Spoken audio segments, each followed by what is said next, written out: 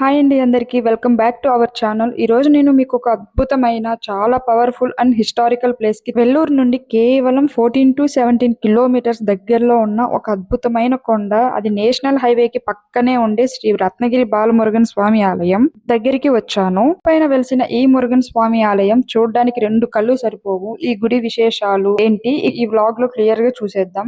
చూసే ముందు ఇంకా మన ఛానల్ ని సబ్స్క్రైబ్ చేసుకునే వాళ్ళు ఉంటే వెంటనే సబ్స్క్రైబ్ చేసేయండి. ఇంకా మ్యాటర్లోకి వస్తే, ఈ కొండపైన స్వామివారు బాలమురుగన్ రూపంలో ఉంటారు. గుడి దగ్గరికి వెళ్ళడానికి మన దగ్గర 2 ఆప్షన్స్ ఉన్నాయి. ఒకటి మెట్లెక్కి వెళ్ళడం, అప్రాక్స్ 200+ స్టెప్స్ ఉంటాయి. లేదా డైరెక్ట్ గా పైకి వెహికల్ వెళ్లే రోడ్ కూడా ఉంది సైడ్ లో.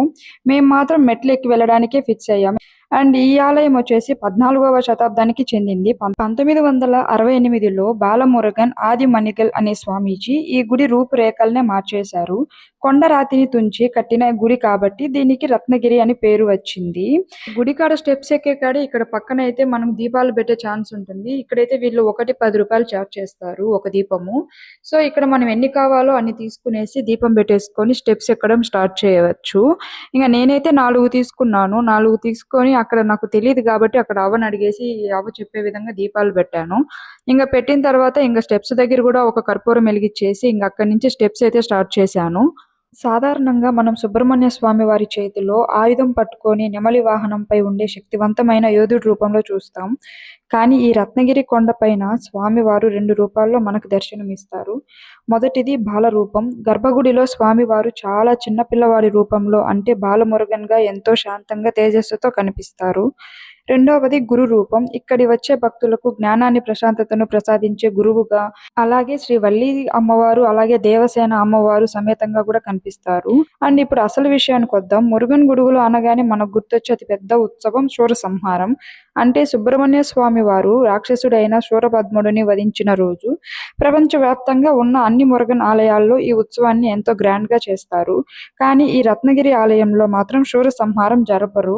దీనికి కారణం ఏంటో తెలుసా? ఇక్కడ కొలువై ఉన్న స్వామివారు బాలమురుగన్, అంటే కేవలం చిన్న పిల్లవాడి రూపం కాబట్టి హిందూ శాస్త్రాల ప్రకారం చిన్న పిల్లల రూపంలో ఉన్న దేవుడితో యుద్ధాలు లేదా రాక్షస సంహారాలు చేయించరు. ఇక్కడ ఆ యుద్ధ ఘట్టాన్ని నిర్వహించరు. ఈ ఒక్క పాయింట్ చాలు ఈ గుడి ఎంత ప్రత్యేకమైందో చెప్పడానికి. లోపలికి వచ్చిన తర్వాత గుడి చూడండి ఎంత బాగుందో.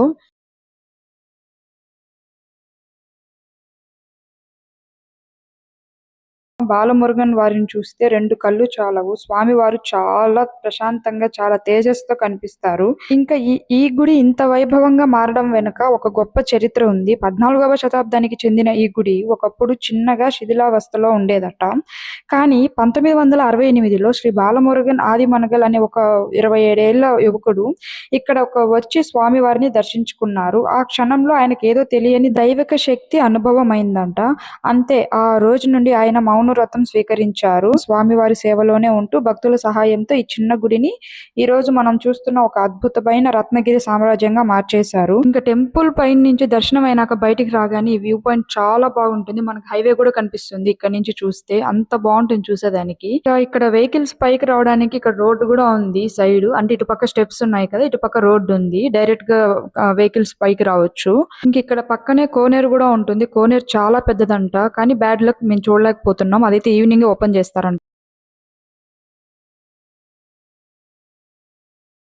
ఏ టెంపుల్స్ లో అయినా స్వామివారికి పూజలు సంస్కృత భాషలో జరుగుతాయి. కానీ ఇక్కడ బాలమురుగన్ స్వామివారికి పూజలు మరియు అర్చనలు అన్ని స్వచ్ఛమైన తమిళ భాషలోనే జరుపుతారు. సో అదండి మన రత్నగిరి బాలమురుగన్ టెంపుల్ విశిష్టత.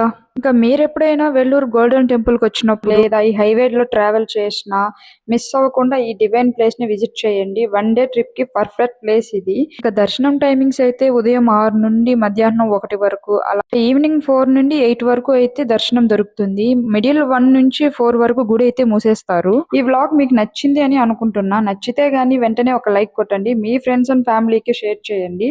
నెక్స్ట్ ఇంకో బ్యూటిఫుల్ లొకేషన్ లో కలుద్దాం. Until then keep smiling. Bye by.